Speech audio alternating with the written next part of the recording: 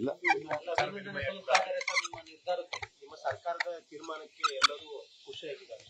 ಇಲ್ಲ, ಇದು ಬಹಳ ದಿವಸದಿಂದ ನಾನು ಶಿಕ್ಷಣ ಮಂತ್ರಿ ಆದ ತಕ್ಷಣ, ಸಚಿವ ಆದ ತಕ್ಷಣನೇ ಸುಮಾರು ಜನರು ಬಂದು ಕೇಳ್ತಾ ಇದ್ರು.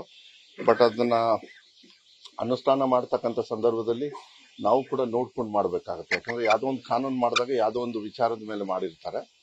ಮತ್ತೆ ಮೊನ್ನೆನೂ ಕೂಡ ಅಸೆಂಬ್ಲಿ ಆಗ್ಲಿ ಅಂತ ಹೇಳಿ ಕಾಯ್ತಾ ಇದ್ದೆ ನಾನು. ಅಸೆಂಬ್ಲಿ ಆದ್ಮೇಲೆ ಇದನ್ನ ಮಾಡೋಣ ಅಂತ ಹೇಳಿ. ಯಾರು ಇದು ಬೇಸಿಕಲಿ ಮಾನ್ಯ ಮುಖ್ಯಮಂತ್ರಿಗಳಿಗೆ ಹೋಗಿ ನಾವು ಮಾತಾಡಿದಾಗ ಯಾರು ಕೂಡ ಬೇರೆ ಭಾಷೆನೇ ದ್ವೇಷ ಮಾಡ್ತಕ್ಕಂಥದ್ದಲ್ಲ, ನಾವು ಭಾರತೀಯರು. ಬಟ್ ಅದನ್ನ ಹೇರಬಾರ್ದು, ಅದನ್ನ ಮಕ್ಕಳ ವಿದ್ಯಾಭ್ಯಾಸಕ್ಕೆ ತೊಂದರೆ ಆಗಬಾರ್ದು. ಅದಕ್ಕೆ ಈಗ ಏನ್ ಮಾಡಿದೀವಿ, ಗ್ರೇಡಿಂಗ್ ಕೊಟ್ಟಾಗ ಅದು ಅವರಿಗೆ ರಿಸಲ್ಟಿಗೆ ತೊಂದರೆ ಆಗಬಾರ್ದು.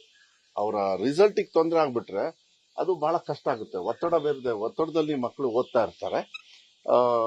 ಸೊ ಅದು ಅವ್ರು ಯಾವ ರೀತಿ ತಗೊಳ್ತಾರೋ ತಗೊಳ್ಬೋದು. ಬಟ್ ನನಗೆ ಬಹಳ ಸಂತೋಷ ಏನು ಅಂತ ಹೇಳಿದ್ರೆ, ಸಾಹಿತಿಗಳು ಮತ್ತು ಹೋರಾಟಗಾರರು ಸಾಕಷ್ಟು ಜನರು ಇಲ್ಲೆಲ್ಲ ಇದ್ದಾರೆ. ನಮ್ಮ ಕವಿರಾಜ್ ಅವರೆಲ್ಲ ಇದ್ದಾರೆ. ಅವರೆಲ್ಲರೂ ಕೂಡ ಮಧ್ಯ ನಮಗೆಲ್ಲ ಸಿಕ್ಕಾಗ, ನಾರಾಯಣಗೌಡರಾಗ್ಲಿ ಮತ್ತೆ ಎಲ್ಲ ಸಾರಾಗೋವಿಂದವರು ನಿನ್ನೆ ಬಂದಿದ್ರು.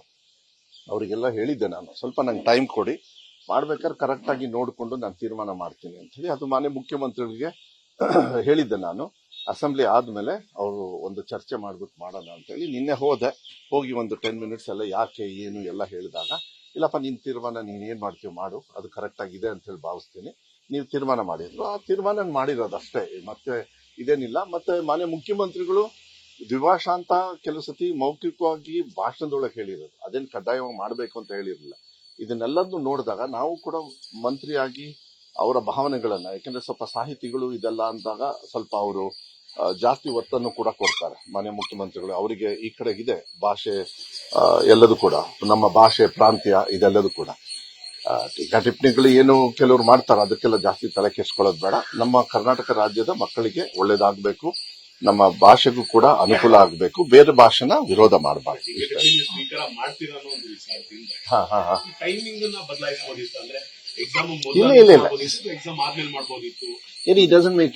ಅದರಿಂದ ಏನಾಯ್ತು ನಿಮಗೆ?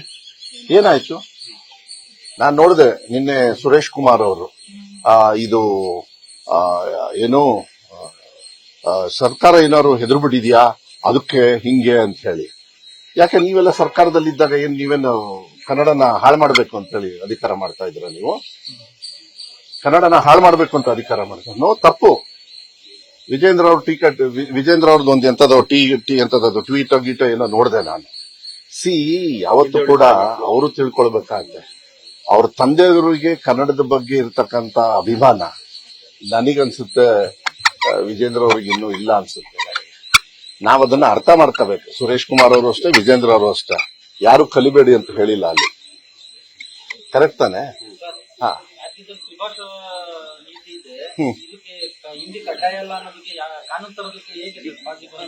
ಇಲ್ಲ, ಪಾಸಿಬಲ್. ತಮಿಳುನಾಡಲ್ಲಿ ಈಗ ದ್ವಿಭಾಷೆನೇ ಇರೋದು.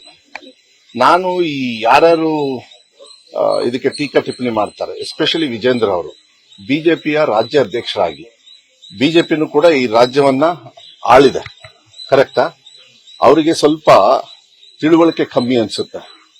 ಕರ್ನಾಟಕ ರಾಜ್ಯದ ಜನರು, ಕನ್ನಡಿಗರು ಬೆವರು ಸುರಿಸಿ ಸೆಂಟ್ರಲ್ ಗವರ್ಮೆಂಟ್ ನರೇಂದ್ರ ಮೋದಿ ಅವ್ರ ಖಜಾನೆ ಫುಲ್ ಮಾಡ್ತಾರಲ್ಲ, ಅದನ್ನ ಏನಾದ್ರೂ ಇವತ್ತು ಈ ಕಾಳಜಿ ಇಟ್ಕೊಂಡಿರೋದನ್ನ ಹೋಗಿ ಅಲ್ಲಿ ಬೇಡ್ಕೊಂಡಿದಾರ? ಕರ್ನಾಟಕ ರಾಜ್ಯದ ಜನರು ಬೆವರು ಸುರಿಸಿ ಟ್ಯಾಕ್ಸ್ ಕಟ್ತಾ ಇದ್ದಾರೆ, ನೀವು ಕೊಡೋದು ಕಮ್ಮಿ ಕೊಡ್ತಾ ಇದ್ದೀರಾ. ತಮಿಳುನಾಡಿಗೂ ಸೇಮೆ. ಸೊ ಇದನ್ನ ಫಸ್ಟ್ ವಿಜೇಂದ್ರ ಅವರು ಅರ್ಥ ಮಾಡ್ಕೊಳ್ಳಿ. ಇಲ್ಲಾಂದ್ರೆ ಅವರು ಏನು ಬರ್ಕೊಂಡಿದಾರಲ್ಲ, ಅವ್ರ ಹಣೆ ಕಟ್ಕೋಬೇಕಷ್ಟೇ, ಅವ್ರ ಹಣೆ ಹೊಡ್ಕೋಬೇಕಷ್ಟೇ. ಅವ್ರ ರಾಜ್ಯಾಧ್ಯಕ್ಷರಾಗಿ ನಾಚಿಕೆ ಆಗಬೇಕು.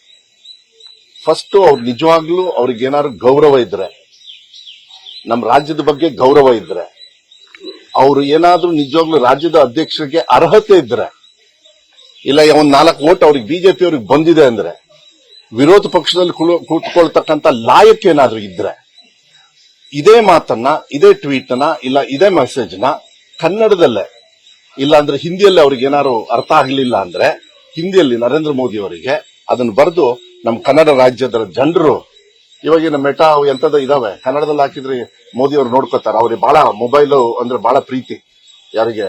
ನರೇಂದ್ರ ಮೋದಿ ಅವರಿಗೆ. ಸ್ವಲ್ಪ ಅದನ್ನ ಕರ್ನಾಟಕದ ನಮ್ಮ ಫೈನಾನ್ಸ್ ಮಿನಿಸ್ಟರ್ ಏನವ್ರ ಹೆಸರು ನಿರ್ಮಲಾ ಸೀತಾರಾಮ್ ಅವರು ಎಲ್ಲಿಂದ ಗೆದ್ದಾರ್ರಿ? ಎಲ್ಲಿಂದ ಗೆದ್ದಾರ? ಅವ್ರಿಗೂ ಟ್ವೀಟ್ ಮಾಡಕ್ ಹೇಳಿ ನೋಡೋಣ. ಇದ್ರ ವಿರುದ್ಧ ಕರ್ನಾಟಕದ ಮತ ಹಾಕೊಂಡು ಅಲ್ಲಿ ಗೆಲ್ಲಬೇಕು. ನಮ್ಮ ರಾಜ್ಯದ ಜನರು ಬೆವರು ಸುರಿಸಿ ಟ್ಯಾಕ್ಸ್ ಕಟ್ಟಬೇಕು. ಮಾನ್ಯ ಸಿದ್ದರಾಮಯ್ಯ ಅವರು ಹೋಗಿ ಕೇಳ್ಕೊಂಡ್ರು ಕೂಡ, ನಮ್ಮ ಸರ್ಕಾರ ಹೋಗಿ ಬೇಡ್ಕೊಂಡ್ರು ಕೂಡ ಕೊಡ್ತೀನಿ ಅನ್ನೋದನ್ನ ಕಟ್ ಮಾಡ್ತಾರಲ್ಲ. ಹಾಗಾದ್ರೆ ಇದ್ರ ಬಗ್ಗೆ ನಮ್ಮ ವಿಜೇಂದ್ರ ಅವರು ಏನ್ ಹೇಳ್ತಾರಂತೆ, ಅವ್ರ ಪಕ್ಷದವ್ರು ಏನ್ ಹೇಳ್ತಾರಂತೆ, ಅವ್ರ ಕಾರ್ಯಕರ್ತರು ಏನ್ ಹೇಳ್ತಾರಂತೆ? ನಾ ಹೇಳ್ತೀನಿ, ಇದನ್ನ ಹೇಳ್ಕೊಂಡು ಹೋದ್ರೆ ಮೋಸ್ಟ್ಲಿ ಬಿಜೆಪಿ ಅವರು ಅವ್ರ ಮುಖಕ್ಕೆ ಹೋಗಿತಾರೆ. ಈಗ ಗ್ರೇಡಿಂಗ್ ವ್ಯವಸ್ಥೆ ಆಯ್ತು, ಎಲ್ಲ ವೆಲ್ಕಮ್ ಮಾಡ್ತಿದ್ದಾರೆ. ದ್ವಿಭಾಷಾ ನೀತಿ ಯಾವಾಗ ಜಾರಿ? ನೋಡಿ ಆ ಚರ್ಚೆಗೆ ಬರೋದಿಲ್ಲ. ಇವಾಗ ಇದನ್ನ ಕಡ್ಡಾಯವಾಗಿ ನೀವನ್ನ ಗ್ರೇಡಿಂಗ್ ಸಿಸ್ಟಮ್ ಮಾಡಿದೀವಿ. ರಿಸಲ್ಟ್ಗೆ ಎಫೆಕ್ಟ್ ಆಗೋದಿಲ್ಲ.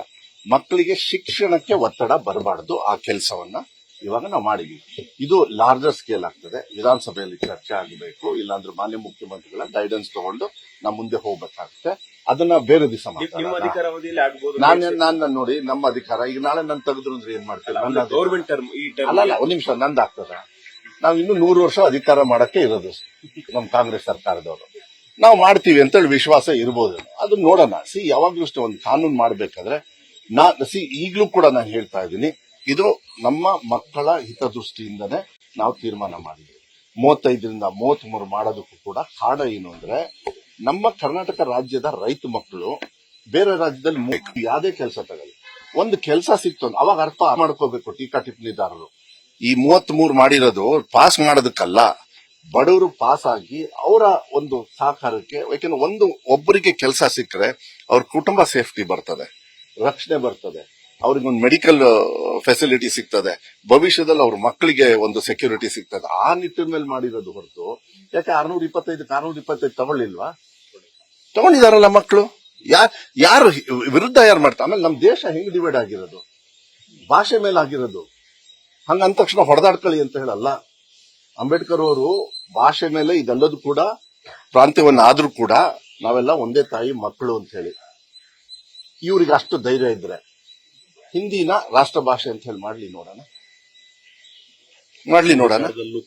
ಅಲ್ಲ, ಅದಕ್ಕೆ ಯಾರಿಗೆ ಅದೇ ಮಾಡಬಾರ್ದು. ಸಿದ್ದರಾಮಯ್ಯ ಸಾಹೇಬರು ಹೇಳಿದ್ದಾರೆ, ನೀವೇನೇ ತೀರ್ಮಾನ ತಗೊಂಡ್ರೆ ನಮ್ಮದು ಒಂದು ನೆನ್ಪಿಟ್ಕೊಳ್ಳಿ, ಮಕ್ಕಳ ಹಿತದೃಷ್ಟಿಯಿಂದ ತಗೊಳ್ಬೇಕು. ಅವ್ರ ಭವಿಷ್ಯಕ್ಕೆ ತೊಂದರೆ ಆಗಬಾರದು. ನಮ್ಮ ಭಾಷೆ, ನಮ್ಮ ನೆಲ, ಜಲ, ಪೂರ್ವಕರು ಏನ್ ಮಾಡಿದ್ದಾರೆ ಎಲ್ಲರೂ ಕೂಡ ಕಾಪಾಡ್ಕೊಂಡ್ ಬಂದಿದ್ದಾರೆ. ಯಾಕೆ ನಿಮಗೆ ಗೋಕಾಕ್ ಚಳವಳಿ ಎಲ್ಲ ಆಗಿರ್ತಕ್ಕಂಥದ್ದು, ಅದು ಒಂದು ಚಳವಳಿ ಮೇಲೆ ಯಾವುದೋ ಒಂದು ವಿಚಾರಕ್ಕೆ, ಅದರಿಂದ ನಮಗೆ ಅನುಕೂಲನೂ ಕೂಡ ಅನನುಕೂಲ ಆಗಿದೆಯಾ? ಸೊ ಇದನ್ನ ಯಾವಾಗ ಈ ಹೋರಾಟಗಾರರಲ್ಲಿ ಯಾಕೆ ಅವ್ರು ಹೋರಾಟ ಮಾಡಬೇಕು? ನಮ್ಮ ರಾಜ್ಯದಲ್ಲಿ ಇದ್ಬಿಟ್ಟು ನಮ್ಮ ಇದಕ್ಕೇನ ಹೋರಾಟ ಮಾಡ್ತಾರಂದ್ರೆ, ನಾವು ಬೇರೆ ಬೇರೆ ವಿರುದ್ಧವಾಗಿ ಏನು ಮಾಡಿಲ್ಲಲ್ಲ. ಎಲ್ಲಿ ಮಾಡಿದ್ದೀನಿ? ಈ ಸುರೇಶ್ ಕುಮಾರ್ ಅವರು ಸ್ವಲ್ಪ ಅರ್ಥ ಮಾಡ್ಕೊ, ಶಿಕ್ಷಣ ಸಚಿವರಾಗಿ ಕನ್ನಡ ಓದ್ಲೇಬಾರದು ಅಂತ ಹೇಳ್ತಾ ಇದಾರೆ ಅಂತ ಫಸ್ಟ್ ಅದನ್ನ ಅರ್ಥ ಮಾಡ್ಕೊಳ್ಳಿ. ಅದ್ರೊಳಗೆ ಹಂಗೆ ಹೇಳೇ ಇಲ್ಲ. ನಾವು ಆಪ್ಷನ್ ಅಲ್ಲಿ ಬಿಡಬೇಕಾಗತ್ತೆ. ನಮ್ಮ ದೇಶದೊಳಗೆ 1000 ಭಾಷೆ ಕಲೀಲಿ ನಮ್ಮ ಕನ್ನಡಿಗರು, ಬಟ್ ಕನ್ನಡವನ್ನ ಕಂಪಲ್ಸರಿ ಓದ್ಲಿ ಅಷ್ಟೇ. 60 ದಿನ ಈಗ ಸಡಿಲಿಕೆ ಮಾಡಿದ್ದಾರೆ. ಈಗ 1ನೇ ತರಗತಿ ಮಕ್ಕಳ 90 ದಿನ ಕೇಳ್ತಾರೆ ಪೋಷಕರು. 60 ದಿನ ಬೇಡ, 91 ಬೇಡ. ಅಲ್ಲ, ಎಲ್ಲಿಗೆ ಹೋಗುತ್ತಿದ್ವಿ? ಇವತ್ತು ಮಕ್ಕಳು ಹುಟ್ಟಿದ ತಕ್ಷಣ ನಾಳೆ ಶಾಲೆಗೆ ಸೇರ್ಸಂತ ಸಂದರ್ಭ ನಾವೇ ಸೃಷ್ಟಿ ಮಾಡ್ಕೋತೀವಿ. ಇದೆಲ್ಲ ಒಂದು ಗೈಡ್ಲೈನ್ಸ್ ಇರ್ತದೆ.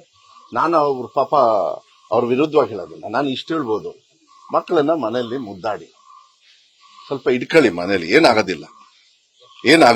ನಾನು ಐ ಆಮ್ ಸಾರಿ, ಅವ್ರಿಗೆ ಮನ್ಸಿಗೆ ನೋವು ಮಾಡಬೇಕು ಅಂತ ಹೇಳೋದಿಲ್ಲ. ಇದು ಕಾನೂನ್ನ ಎಲ್ಲೋ ಒಂದ್ ಹತ್ರ ಇಡಬೇಕಾಗ್ತದೆ. ನೀವು 18 ಇಯರ್ಸಿಗೆನೆ ಡ್ರೈವಿಂಗ್ ಲೈಸೆನ್ಸು, ವೋಟಿಂಗು, ಹಿಂಗೆ ಮದುವೆ ಆಗಕ್ಕೆ 21, ಏನು ಗಂಡಸರಿಗೆ 21. ಯಾಕೆ 21 ಒಂದು ತಿಂಗಳು ಮುಂಚೆ ಕೊಡಿ.